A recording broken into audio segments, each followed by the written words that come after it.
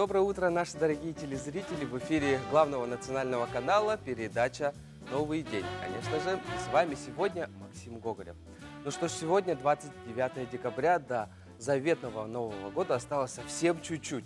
И эти дни, наверное, скорее всего, наши горожане и гости, да и все жители республики вместе с жителями всей страны и мира подготавливаются к Новому году. И просто, я думаю, что во всех торговых центрах происходит ажиотаж с самого утра. Ну и во всех домах тоже люди, которые не успели еще украсить свои дома, собираются все это украсить. И, конечно же, каждый человек, который это делает, должен это успеть. Ну что ж, сегодня 29 декабря, еще напоминаю, новый день, но утренняя передача. Давайте сейчас перейдем к погоде.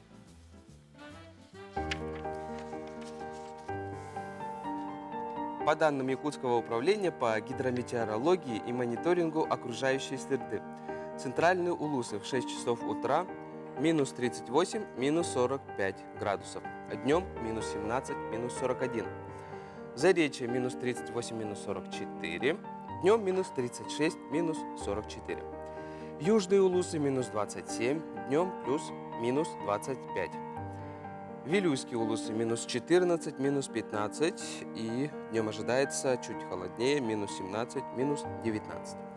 Нижнеленские Улусы минус 14, минус 44, днем минус 18, минус 38.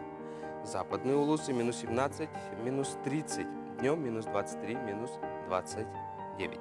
Колымо-Индигирские Улусы минус 33, минус 47, днем минус 33, минус 42. Янские Улусы минус 19, минус 27, днем минус 21, минус 31. Северо-западные Улусы минус 14, минус 22, днем минус 20, минус 22.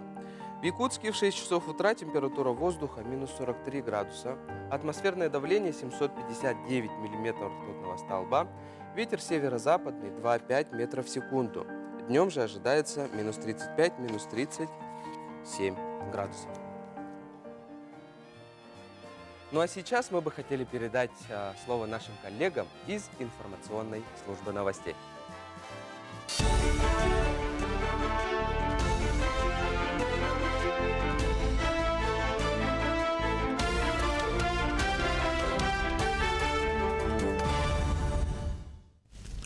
Новый день встречаем с новостями к этому часу. В студии Василий Радченко. Здравствуйте.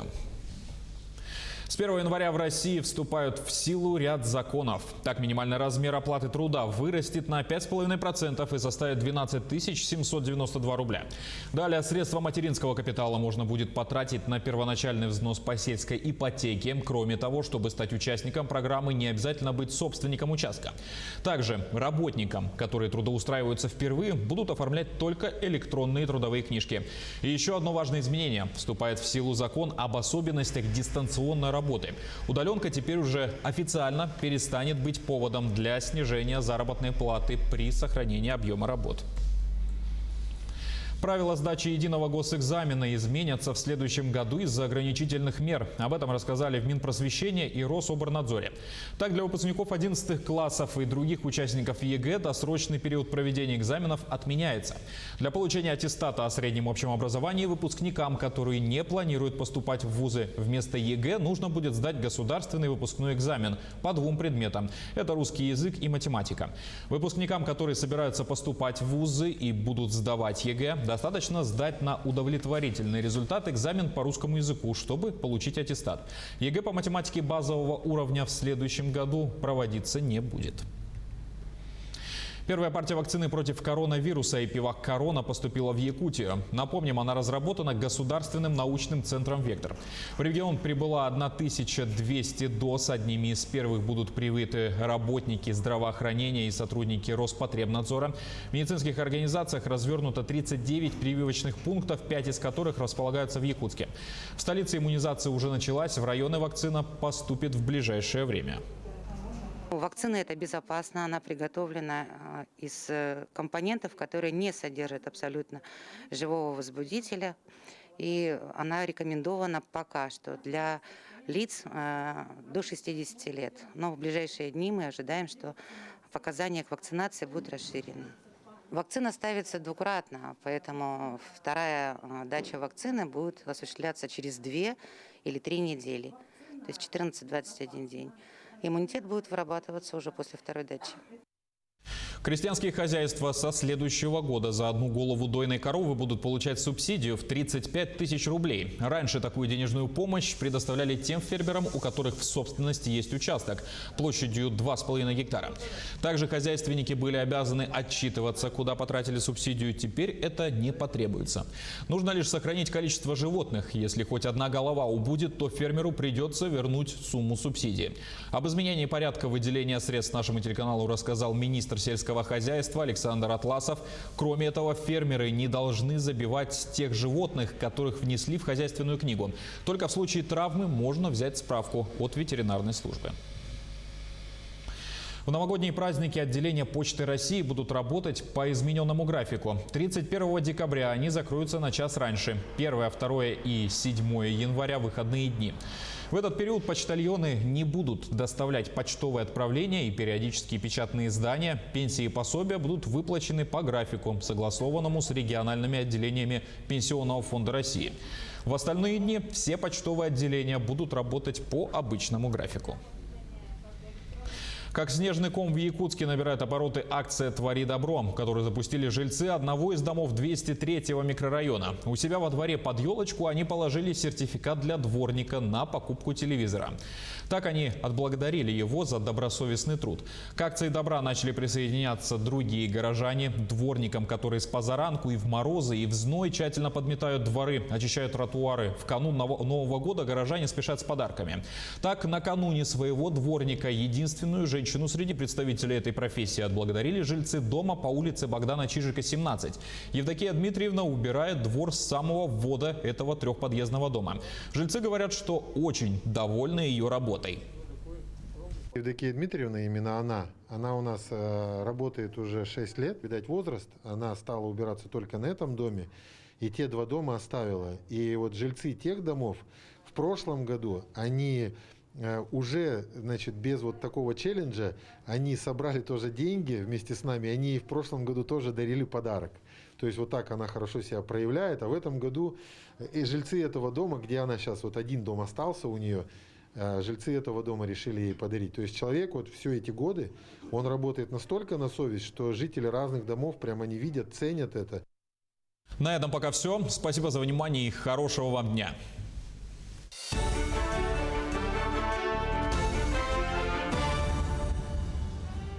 Спасибо большое нашим коллегам из информационной службы новостей. А сейчас я бы хотел напомнить, что в прямом эфире работает номер WhatsApp 8 914 279 22 62. Несмотря на то, что сейчас предновогодняя суета, скорее всего, есть знакомые или близкие люди, у которых, например, день рождения. Не забудьте их отметить и поздравить. Если хотите как-нибудь необычно, можете написать нам прямо на WhatsApp, и мы в прямом эфире их поздравим вместе с вами. Ну что ж, далее хотели бы перейти к гороскопу. Если верите, давайте смотреть.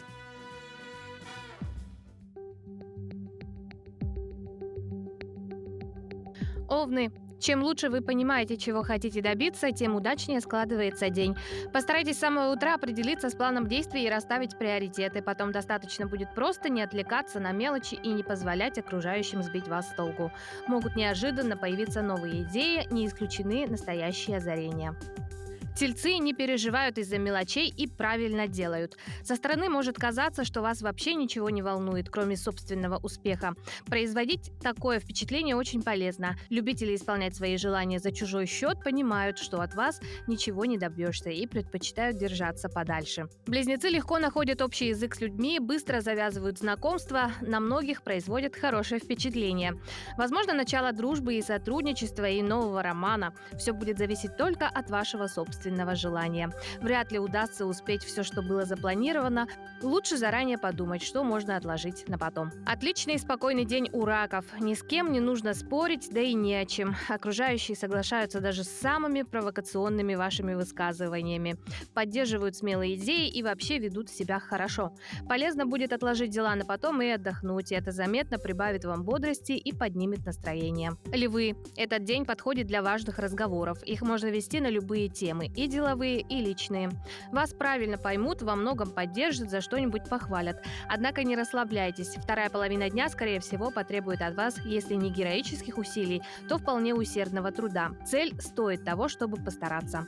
Девы, изобретайте. Сегодня проверенные методы неэффективны, а протоптанные пути не ведут к цели. Нужно искать нечто совершенно новое, и для этого у вас есть все необходимое. Знания, опыт и фантазия. Может немного не хватать храбрости, но рядом будут люди, которые вас подбодрят и вдохновят. Весы, прислушайтесь к подсказкам интуиции. Они ведут вас прямо к цели. Окружающие же, наоборот, могут сбивать вас с пути, сами того не желая, а также вводить в заблуждение и просто отвлекать бесконечными разговорами. В середине дня придется вспомнить о прошлом. Это поможет не повторить ошибок, быстро принять верное решение. Позже настанет время приятных сюрпризов. Скорее всего, они будут носить романтический характер. Сегодня скорпионам будет особенно трудно контролировать свои порывы. Постарайтесь все же направить энергию в мирное русло. Тогда у вас будет шанс достичь больших успехов. Избегайте необдуманных поступков, особенно во второй половине дня, когда эмоциональный фон будет особенно напряженным. Стрельцы. Многое будет зависеть от того, кто вас окружает. Больше общайтесь с оптимистами или хотя бы с теми, кто видит жизнь не в самом мрачном свете. Именно благодаря таким людям вы даже в трудные моменты будете чувствовать себя неплохо. Не растеряйтесь и примите верные решения. Вечером возможны неожиданные и очень приятные визиты. Козероги. Меньше беспокойтесь и внимательно наблюдайте за всем, что происходит вокруг. Сегодня во многом можно преуспеть, просто оказавшись в нужный момент, в нужном месте и обратившись именно к тому человеку, который принимает важные решения. Лучше не рисковать деньгами, особенно своими. Есть риск небольших, но очень обидных потерь. Водолеи. Не торопитесь что-то менять. В первую очередь это касается личных отношений. Тут высока вероятность, что о совершенном поступке или сгоряча сказанных словах вскоре придется пожалеть. Но и в других сферах осторожность желательна. Подумайте дважды, прежде чем от чего-то отказываться, разрывать старые связи или брать на себя новые обязательства. Сегодня рыбы разбираются в людях несколько хуже, чем обычно. Помните об этом, отправляясь на встречи с потенциальными деловыми партнерами или договариваясь о чем-то с новыми знакомыми. Вы рискуете стать пешкой в чужой игре или пострадать от действий мошенников, если будете слишком доверчивы. Такой вот гороскоп. Мне, как раку, сказали отложить какие-то дела на потом, чтобы у меня был прилив сил. Что ж, возможно, сегодня так и сделаю. А далее у нас коротенькая реклама. Не переключайтесь.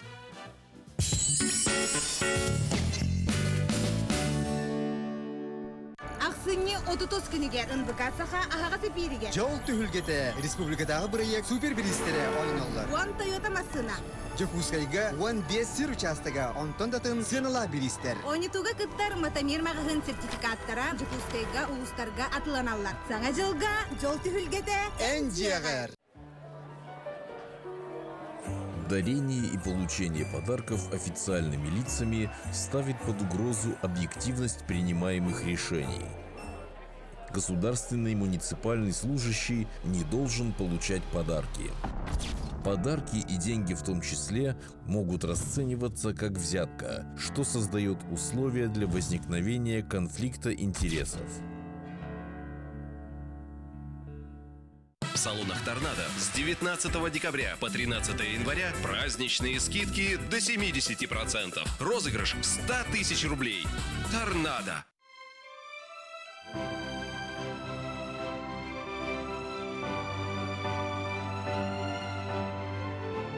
Тетим, сылахынан илкиертен аска, бион бұрығыңыдылы чепчети. Сағабыт сайдам жонун уру ювелирне компания саңа жылынан әғартелер. Үйөрі көтü үктелленен жол соргу кынаттанын чугас, таптыр жоңутугар уру седерей оңоқтырын бәлі хундум. Уругут тенейдин.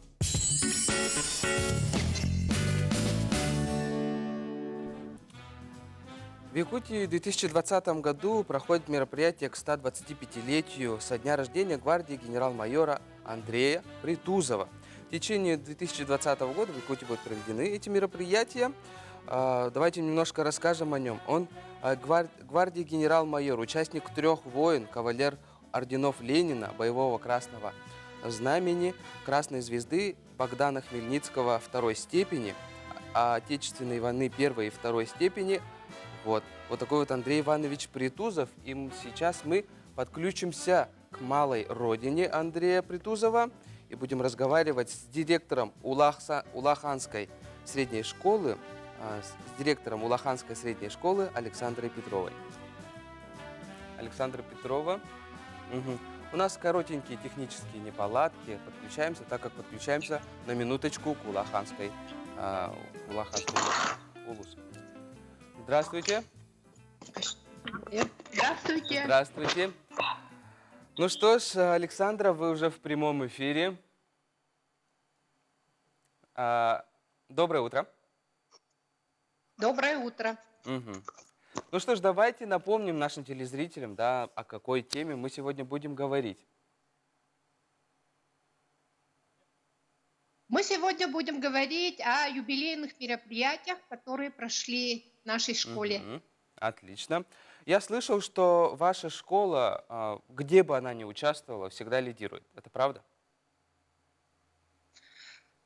Да, 125-летний юбилей вот Андрея Ивановича Притузова, нашего земляка, прошедшего путь от простого ямщика до генерал-майора, отмечается в год 70-летия Победы, в год памяти и славы в Российской Федерации и в год патриотизма вот в нашей республике.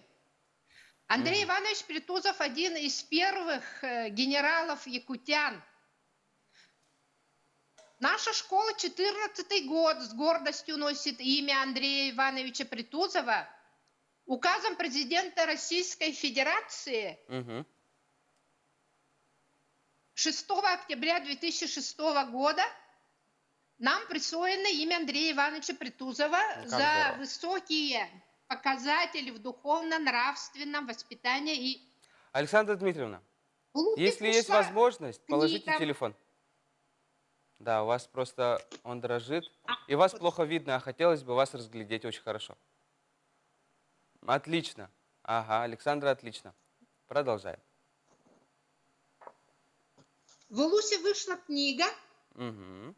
посвященная генералу Якутянину. Вот я показываю. Видно, да? Да. Ага. Книга Ага. эта призвана чтить память нашего знаменитого Хангаласа, отдать ему дань уважения. Мгм. В ней повествуется о жизненном и боевом пути генерала Притузова.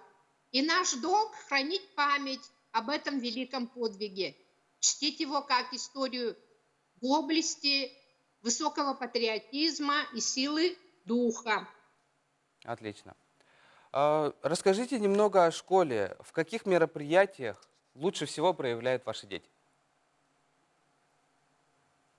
В рамках юбилейных мероприятий были проведены у нас в школе улусные военно-спортивные игры «Снежный барс», в которых приняли участие 13 команд школ нашего улуса. И наш военно-патриотический отряд мужества в 11-й раз стал абсолютным победителем под руководством учителя допризывной подготовки Замершкова Павла Родионовича. Поздравляем вас. Также в школьном краеведческом музее, которым много лет руководит с энтузиазмом Спиридонов Вячеслав Николаевич, прошли музейные уроки и встречи с интересными людьми, с артековцами, с Гороховым Иваном Ивановичем, легендой якутского спорта и ветераном здравоохранения. Скажите, как вы Валентиной думаете, Ивановной Корниловой. скажите, какими качествами, да, должен обладать ребенок, который носит гордое название ученика вашей школы, ну, скажем так, вставя в пример Притузова? Он должен любить свою малую родину, хорошо учиться, быть примером во всем. Отлично. Ну, кроме того, скорее всего, такими хорошими качествами должен обладать, скорее всего, каждый ребенок, да? Да, согласна с вами. Вот. И накануне Нового года вы уже перестали, да, уже все, школа перешла на каникулы или еще есть уроки? Нет, мы перешли на каникулы, но завтра, 30 декабря, в день рождения Андрея Ивановича Притузова, в школе будет установлена мемориальная доска, и в этот же день в городе Покровске к памятнику Андрея Ивановича Притузова мы возложим венок. Мгм. Александр, скажите, завтра где можно будет посмотреть торжественное открытие? Торжественное открытие можно будет посмотреть. Мы сами снимем, в школу снимем, Мгм. и в Улусе можно посмотреть. В Инстаграме. Да, в В прямом Инстаграме. эфире у вас. Можно будет посмотреть? Можно будет посмотреть. Александра, большое спасибо, что вы к нам подключились. Я думаю, что наши дорогие телезрители подключатся в прямой эфир, найдут, во-первых, обязательно Александру Петрову, тем, кто интересен памятник нашему Андрею Притузову. Ну что ж, Александра, большое спасибо еще раз. Идем далее, и у нас подготовлен один сюжет под названием «День пушистой елки». Что же это такое, что за сюжет? Давайте посмотрим.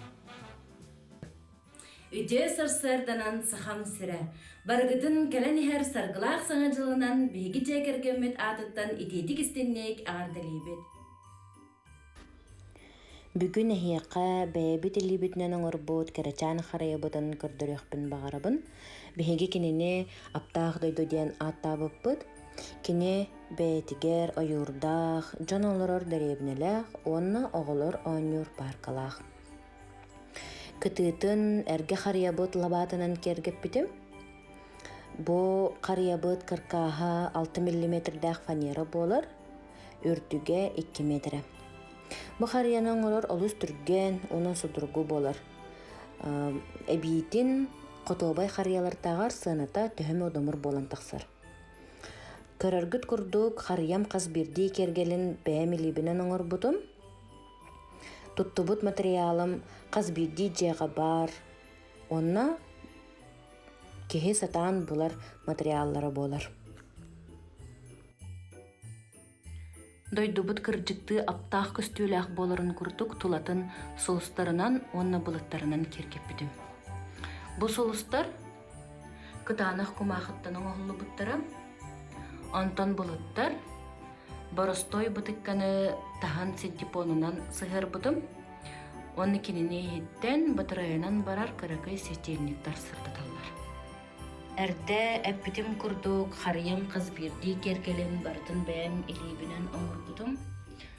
Оны қайда қоңғылы бұттарын зехелей көрек құтын, білек құтын бағарар болла құтына барығытын Инстаграм страница бар. Күйтәбін.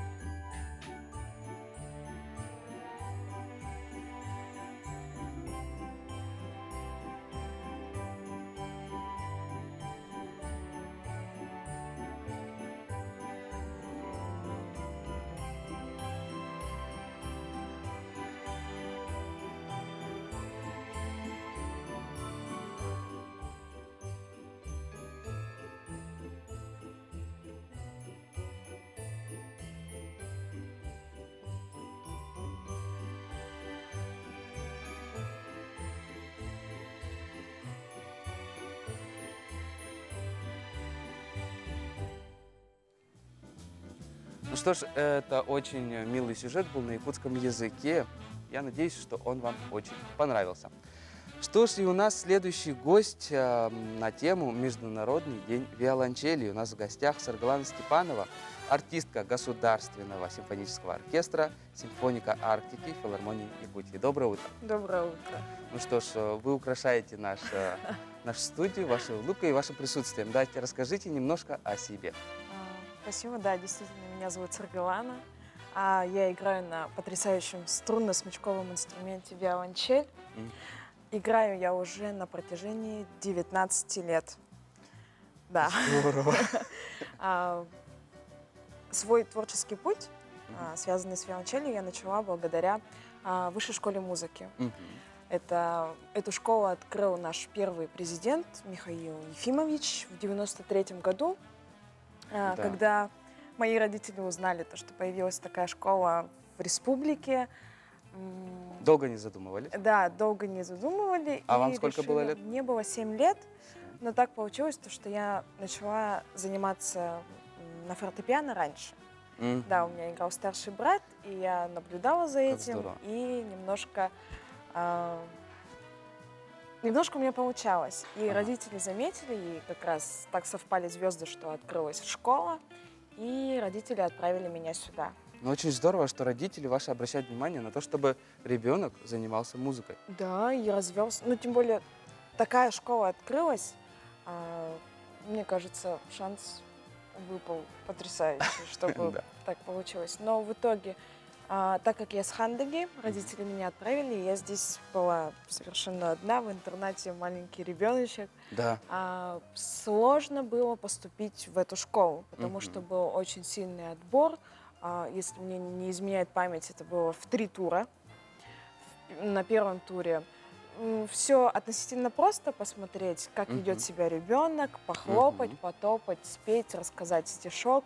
Дальше уже было сложнее. А те дети, которые проходили 2-й этап, им уже играли какие-то определенные легкие мелодии, они напевали, чтобы проверить, как они слышат, да, есть ли у них вообще расположенность к музыке. И 3-й тур — это уже... Я помню, я маленькая, захожу в большой кабинет, сидит комиссия, дяденьки, тетеньки, я такая крошка, и они начинают смотреть мои пальцы. Потому что, пальцы музыканта — это все. Ну да. Не то чтобы чистые и нечистые, а вот именно на вот этого, да? Длинные, какие подушечки, длинные, коротенькие, как состоит дело с растяжкой. И вот я захожу. Ну, это, конечно, пальчики смотрят струнно-смычковые, фортепиано.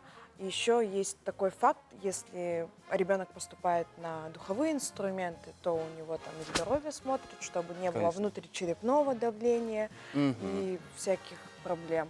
И вот я захожу, и смотрят мои пальчики. И тут Станислав Максимович, это наш преподаватель, он руководит ансамблем скрипачей-виртуозы Якутии. И вот он увидел и захотел взять меня на скрипку. Ах, ну! Да. Боже, что за пальцы! Захотел взять на скрипку, но мой педагог Ольга Григорьевна Кошелева вырвала меня, говорит, нет, у нее длинные пальцы, я забираю ее себе. И все, и как-то так получилось, то, что не я выбрала инструмент, А пальцы ваши выбрали инструмент? Да, начало 2000-х. Виолончель, что это такое? Люди с Хандаги не имеют представления. Ну, как бы есть скрипка, есть фортепиано, и все, и какие-то дудочки. Ну, а сейчас какое у вас отношение к виолончели? Еще раз повторюсь, 19 лет – это огромный промежуток времени, тем более… Невероятный просто, да. Благодаря виолончели я побывала во многих странах, поучаствовала в конкурсах, поиграла на таких музыкальных площадках, как Мариинский театр, Большой зал консерватории Московской, в Корее, в Китае, ездила на конкурсы. И да, это же такой кайф. Сама себе завидую от того, что моя работа приносит мне удовольствие. И это всегда в радость. Но сейчас, так как у нас пандемия, это немножечко все усложнилось.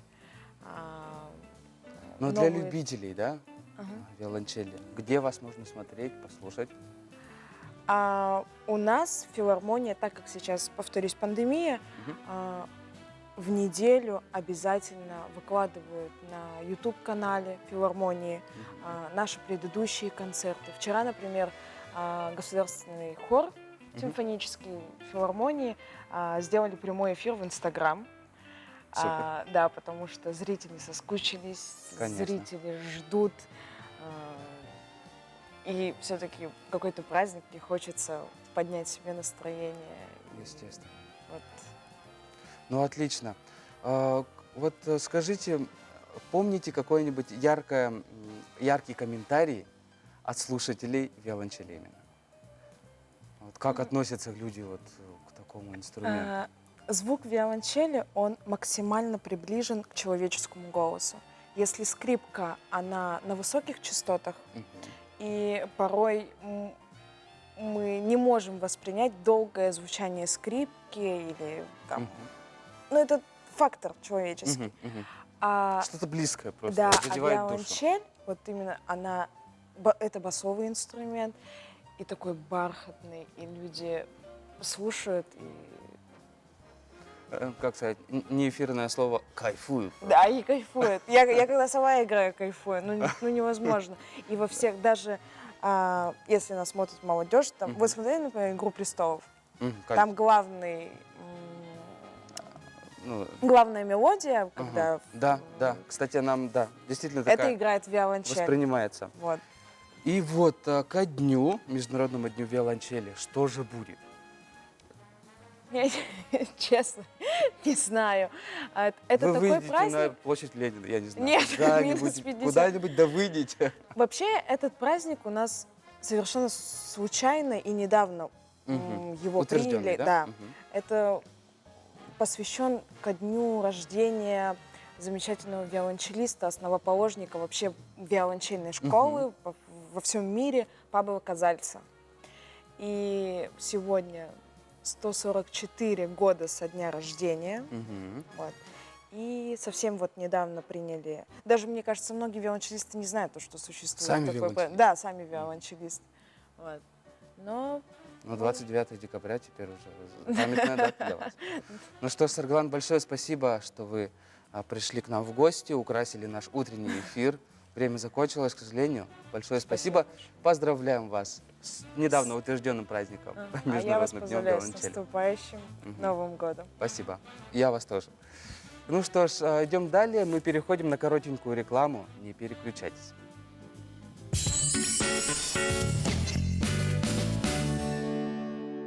Новый год – праздник волшебства и сказки. Наши товары создадут праздничную атмосферу. Волшебство приходит вместе с Азбука. Далбар хотун. Сахачактарын маанылах, ымылах, өрө тудар күндү ада. Далбар хотун эдерген кысоғоттон, эрге сүттер кемче кийиттен, оғотун түйігер көтөх бүтиеттен, сенин сыллы ребеттен, үйнен сайдан тақсар. Ах, суруттар далбар хотун суруналы. Пора праздничных салютов. Выбирайте проверенный временем русский фейерверк в компании «Салют ЕКТ». Наши адреса: город Якутск, Покровский тракт, 4 километр, дом 2, Чернышевского 51/2, Жарницкого 56, ТВЦ «Оптимист Проф». Дарите детям радость. Приглашаю вас в свой новогодний волшебный проект, которого вы никогда не видели. 10 автомобилей! Toyota East, Toyota Allion, Toyota Vitz, Toyota Belta, Corolla Axio, Toyota Land Cruiser Prado, Toyota Raktis, Toyota Hiace Millioник, Toyota Wish, Toyota Platz. Этого мало? А еще разыгрывается 15 участков! 30 декабря на канале МВКСХ. Не пропусти 17:00. Чего только-то? Успей приобрести сертификаты!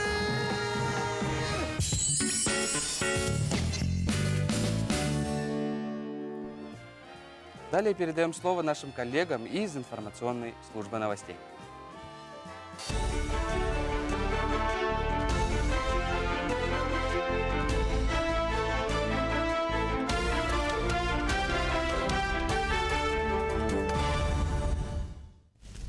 Новый день встречаем с новостями к этому часу. В студии Василий Радченко. Здравствуйте.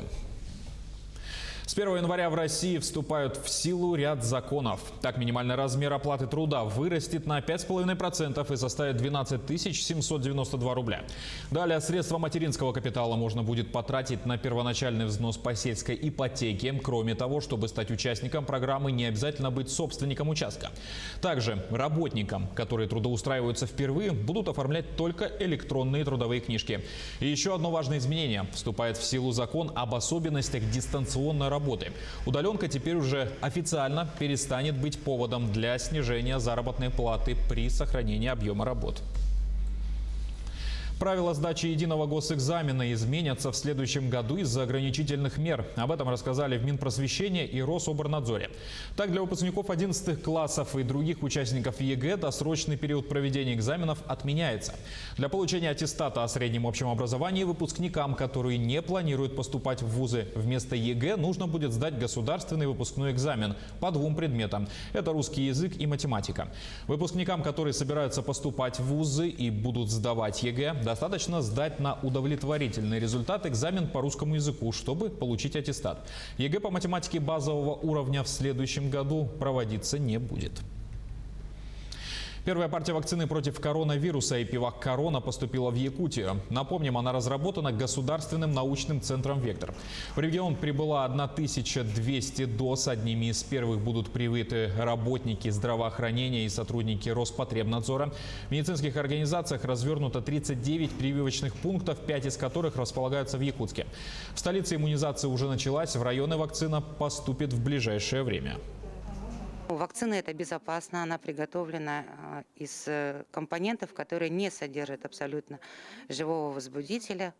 И она рекомендована пока что для лиц до 60 лет. Но в ближайшие дни мы ожидаем, что показания к вакцинации будут расширены. Вакцина ставится двукратно, поэтому вторая дача вакцины будет осуществляться через 2 или 3 недели, то есть 14-21 день. Иммунитет будет вырабатываться уже после второй дачи. Крестьянские хозяйства со следующего года за одну голову дойной коровы будут получать субсидию в 35 тысяч рублей. Раньше такую денежную помощь предоставляли тем фермерам, у которых в собственности есть участок площадью 2,5 гектара. Также хозяйственники были обязаны отчитываться, куда потратили субсидию. Теперь это не потребуется. Нужно лишь сохранить количество животных. Если хоть одна голова убудет, то фермеру придется вернуть сумму субсидии. Об изменении порядка выделения средств нашему телеканалу рассказал министр сельского хозяйства Александр Атласов. Кроме этого, фермеры не должны забивать тех животных, которых внесли в хозяйственную книгу. Только в случае травмы можно взять справку от ветеринарной службы. В новогодние праздники отделения Почты России будут работать по измененному графику. 31 декабря они закроются на час раньше. 1, 2 и 7 января – выходные дни. В этот период почтальоны не будут доставлять почтовые отправления и периодические печатные издания. Пенсии и пособия будут выплачены по графику, согласованному с региональными отделениями Пенсионного фонда России. В остальные дни все почтовые отделения будут работать по обычному графику.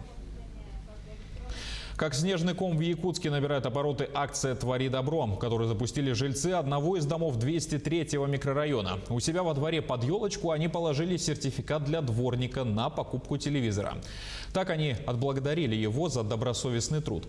К акции добра начали присоединяться другие горожане. Дворникам, которые с позаранку и в морозы, и в зной тщательно подметают дворы, очищают тротуары. В канун Нового года горожане спешат с подарками.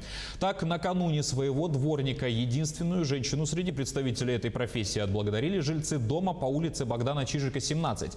Евдокия Дмитриевна убирает двор с самого ввода этого трехподъездного дома. Жильцы говорят, что очень довольны ее работой.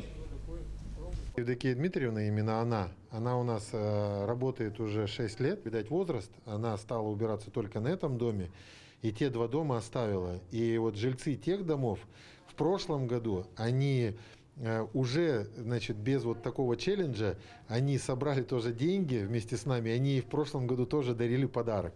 То есть вот так она хорошо себя проявляет. А в этом году и жильцы этого дома, где она сейчас, вот один дом остался у нее, жильцы этого дома решили ей подарить. То есть человек вот все эти годы, он работает настолько на совесть, что жители разных домов прямо не видят, ценят это.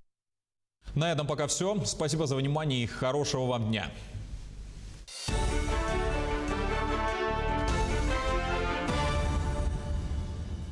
Мы очень радуемся и очень благодарны, когда мы получаем обратную связь от вас. И у нас есть замечательные поздравления.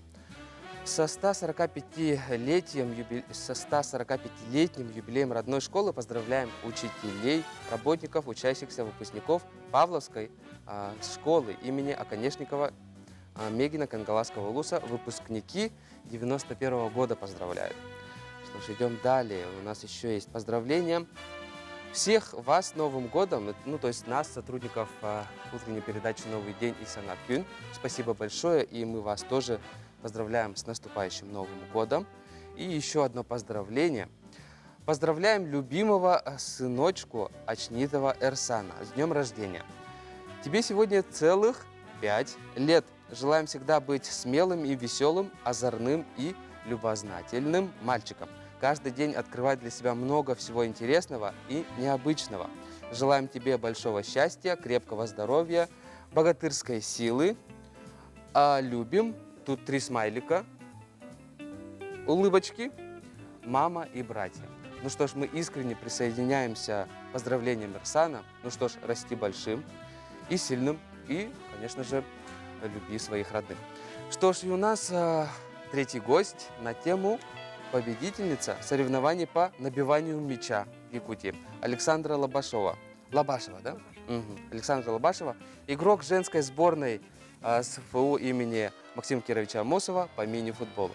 Доброе утро.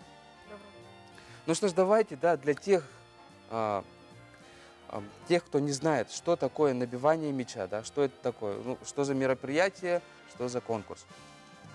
Соревнования проходили в онлайн-формате. В этих соревнованиях участвовало более 70 студентов России и ближнего зарубежья. Ну, И то вы есть стали победителем? Беларусь. Ага. Здорово. А какие критерии вот именно этих соревнований есть, чтобы выиграть? Надо набивать большое количество раз. Ну, то есть, получается, вы сделали больше всех набиваний. Ага. И сколько же? 520. 520. А по времени сколько это заняло? 4,5 минуты. Целых 4,5 минуты типа, вы набиваете мячи, и там можно просто успеть поспать, поесть. Для вас лично это есть рекорд или все-таки вы сделали больше? Есть. Это и есть мой рекорд. Ваш рекорд. Поздравляю вас. Спасибо. Это здорово. Когда вы начали заниматься футболом? С 12 лет, Мгм. получается. С 12 лет, ну, это 6-7 класс, да? 6 класс, получается. Ага, почему именно футбол? Для девушки это, в принципе, необычно. Ну, я играла с Или вы друзьями. смотрели на с друзьями. футболистов, типа, мальчиков? Ох ты, надо Нет, было ну, поиграть. как сказать. Во дворе играли в футбол, вот, я присоединилась к ним. Наверное, позвали Сашу. Саша! А ты такая отозвалась. Меня зовете? Окей. Так и началось, да? Ну, получается так. А Саша, которого по-настоящему звали, так просто не услышал и ушел. Хорошо. Давайте мы сейчас в прямом эфире с вами пожонглируем. Давайте. Я, кстати говоря, не знал, что это так называется. Я думал, просто набивать мы раньше в детстве просто пинали, типа 21. Угу. Так, давай сначала ты. Покажи нам, как это делается.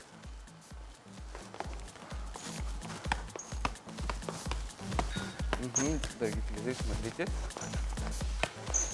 Так, как правильно должна подступаться нога? Вот, это твое чувство или это все-таки что-то вот именно механическое ты изучала прям? Я чувствую мяч.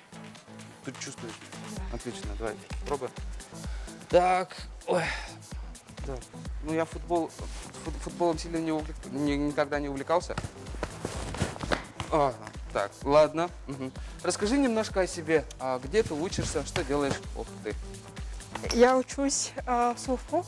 Ага. На кого? СУФУ, колледж инфраструктурных технологий. Почему это образование ты выбрала?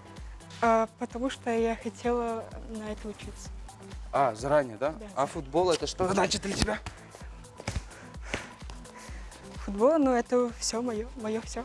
Все, что кроме учебы, личной жизни, Это да. это футбол. Ага. А кто твой любимый футболист? Мой любимый футболист француз Килиан Мбаппе. Ага, классно. А нелюбимый? Нелюбимый, ну как сказать, я всех футболистов уважаю. Ага. А есть, ну вот это же называется фристайл, да? Покажи, пожалуйста. Фристайл? Ну вот, да, какие-то вот финты, да, называется? Ну это, ну да, фристайл. Ага. Есть какой-нибудь любимый финторез? Финторез, нет. Ну, у всех уважаю тоже. Ну что ж, Александра, большое спасибо, что ты пришла. Да, я сегодня с утра размялся с мячиком. Вместе с тобой поздравляю с тем, что ты выиграла. Спасибо. 500, сколько-то, прям космические цифры для меня. Большое спасибо, что приходила. Спасибо. Ну что ж, на этом мы прощаемся. Времени осталось совсем немного. На сегодня мы желаем вам хорошего дня, побольше успешных моментов. Всего хорошего. Пока.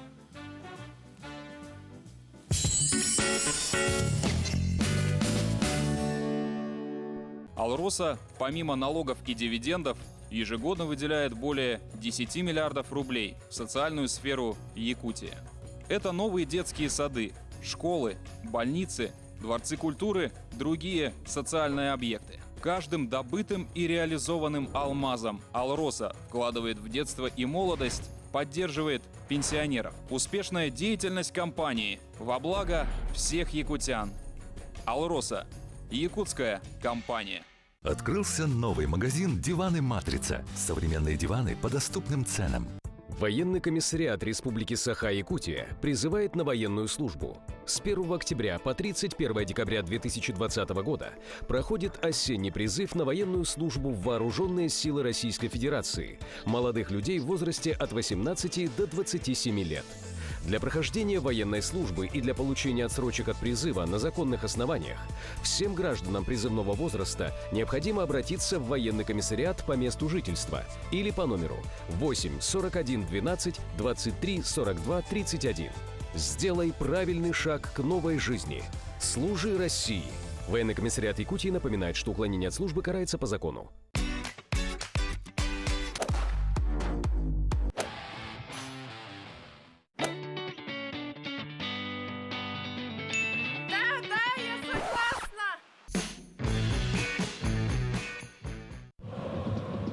Видал? Ма, что поесть? Я за продуктами. Иду за продуктами, а сама делайте покупки, не выходя из дома, на сбермаркет.ру. Теперь в Якутске. Сбермаркет. Ходите в магазин по-новому.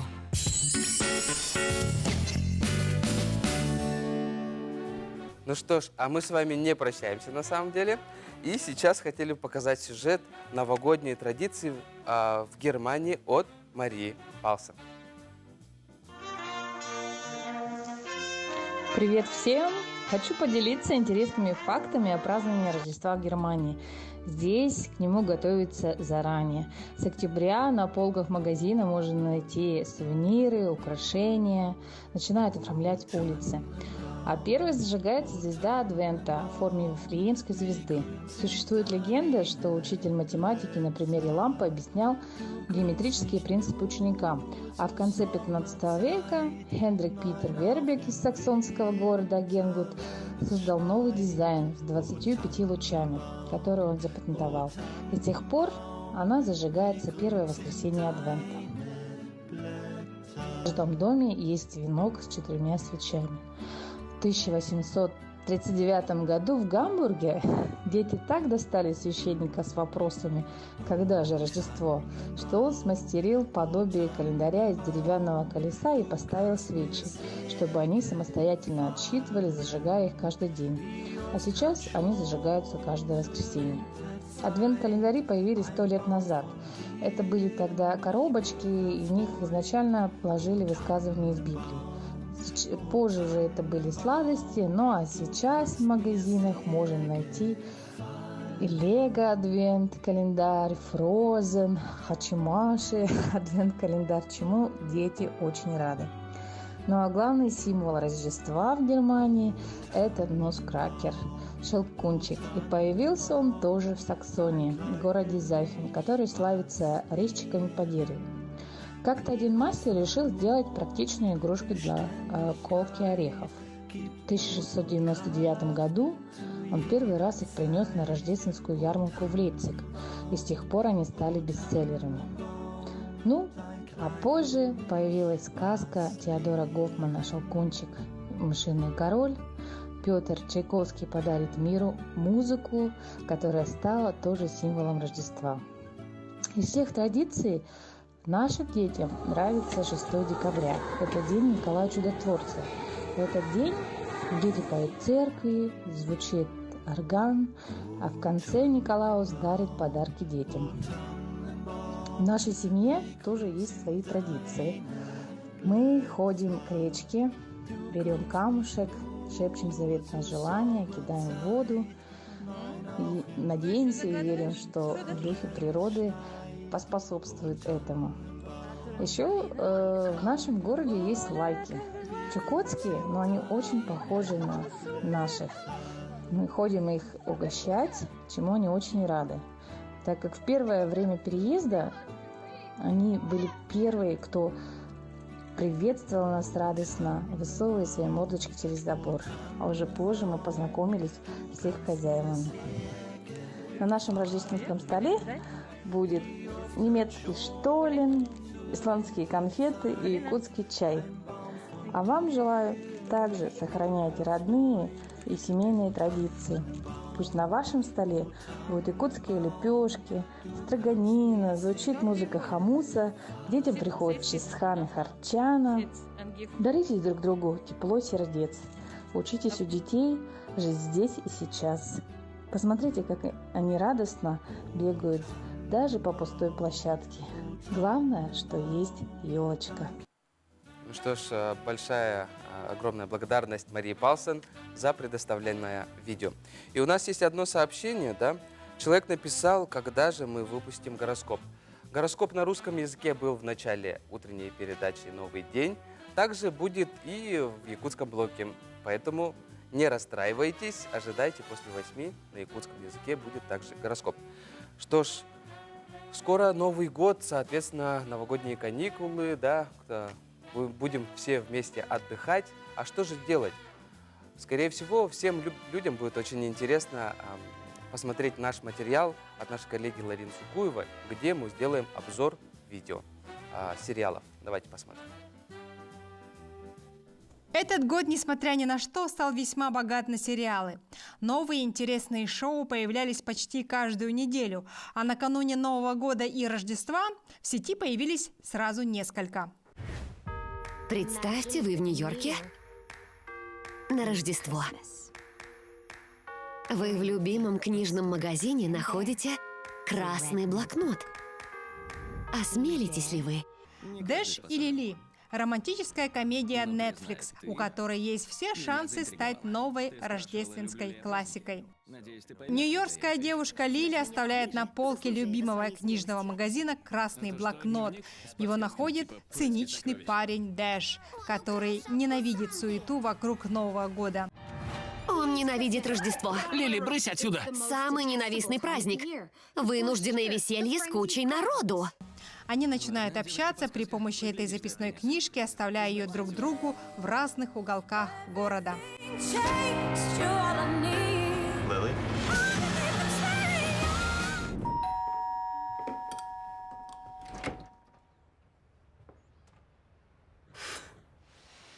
«Домой на Рождество» – норвежский сериал с нордическим характером. Так что не ждите экшена и ярких красок праздника. 30-летнюю Йоханну родственники замучили колкими комментариями по поводу ее одиночества. Все ждут от девушки участия в идеальном семейном празднике на Рождество. Для этого у нее обязательно должен быть достойный жених. У героини всего 24 дня, чтобы найти партнера. Начинается охота на мужчину.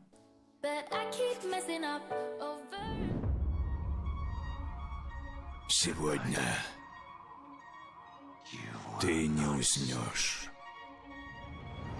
Рождественская песень, трехсерийный мини-сериал BBC и еще одна экранизация повести Чарльза Диккенса о Скрудже и рождественских призраках. Рождественскую песнь можно назвать одним из самых страшных проектов по мотивам оригинальной книги. Сериал полностью передает всю мрачность и натуралистичность, а Гай Пирс в образе Скруджа внушает ужас одним только взглядом. Рождественская песня. Ларине Сукуевой большое спасибо за предоставленный материал, а далее посмотрим материал Катерины Винокуровой. Дмитрий Константинович Свешников – удивительный художник, плененный севером. В 25 лет молодой уроженец Калужской области впервые увидел малоземельскую тундру и влюбился. Поэтому большинство картин художника Свешникова посвящены жителям севера и тундры. Жизнь этого художника была очень интересная и насыщенная. Родился он в Калужской области. Впервые с искусством он познакомился в кружке по изобразительной деятельности в родном клубе. Затем в 16 лет он работает уже художником, плакатистом в клубе, а также занимается в театральной студии рабочей молодежи. Студенческие годы этого художника прошли в удивительном красивом городе в Ленинграде. Там он заканчивает художественное училище. После окончания училища его призывают в армию Северного морского флота. И таким образом Север вошел в его жизнь. В 50-е годы художник совершает множество поездок по Кольскому полуострову. После этого художник создает множество картин. Одна из его композиций под названием «На дежурстве» находится в коллекции Национального художественного музея. Эта картина очень спокойная, созерцательная. Невыраженный ритм гор на заднем плане создает ощущение покоя, стабильности, неторопливости, как будто время застыло. Художник использует холодную гамму серебристых, голубых, сиреневых цветов. Он прорабатывает очень внимательно тон белого снега. Белый снег может быть не только ослепительно белым, но теплого или холодного цвета. А на первом плане мы видим фигурку мальчика-оленевода, одетого в малицу. У ног его свернулся клубком верный охотник и поддержка пес. У мальчика немного задумчивое лицо.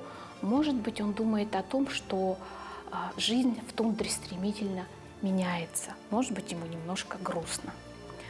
Вот такой был удивительный художник, который увидел тундру малоземельскую в 25 лет и влюбился. И писал об этом всю жизнь. И полярный круг для художника стал своеобразным кругом, который его обнял, принял и не отпускал всю жизнь. Тундра, снежные дали без края, серебристый песцовый мех. Без меня проживешь ты, знаю, без тропинок моих и вех. У тебя их тропинок без меры, словно косы сплелись на снегу. Только я вот без тундры, наверное, вдалеке прожить не смогу. Ну а на этом действительно все. Желаем вам достигнуть всех целей, которые вы поставили до конца этого года. А для того, чтобы прибодриться, каждое утро смотрите утреннюю передачу «Новый день». Пока-пока.